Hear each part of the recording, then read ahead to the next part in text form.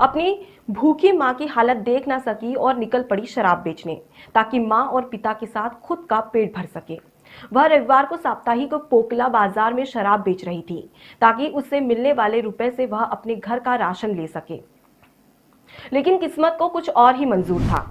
उसी समय मौके पर गुमला के कामडारा पुलिस ने छापेमारी शुरू कर दी। मौके पर भगदड़ मच गई। ऐसे में मासूम बच्ची चुपचाप खड़ी पुलिस को निहारने लगी। उसे देखकर थाना प्रभारी देवप्रताप प्रधान वहां पहुंचे और बच्ची से पूछा कि शराब क्यों बेच रही हो। तब उसने डरते सहमते हुए कहा कि सर, मेरे घर में खाना नहीं है, माँ भूखी है, पिता बेरोजगार है, ऐसे में उसे भी भूख लगी है। तो वह क्या करती, बस गांव के ही एक चाची से शराब का जार उधार लिया और उसे बेचने के लिए आ गई। मासूम की बात सुनकर थाना प्रभारी की आंखें नम हो गई और उन्होंने कहा कि तुम शराब के अलावा सब्जी बेचकर भी रुपए कमा सकती हो। तब उस मासूम ने कहा कि सर, सब्जी खरीदने के लिए उसके पास पैसे नहीं हैं, तो कैसे सब्जी खरीद कर वह बेच सकती है।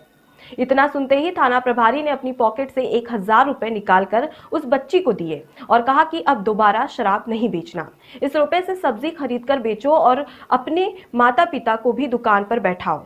जबकि उस मासूम को पढ़ाई करने के लिए थाना प्रभारी ने जागरूक किया और कहा कि पढ़ाई करने में अगर कोई परेशानी होती है तो उससे आकर वह मिल सकती है, उसकी पढ़ाई की व्यवस्था भी वह करा देंगे।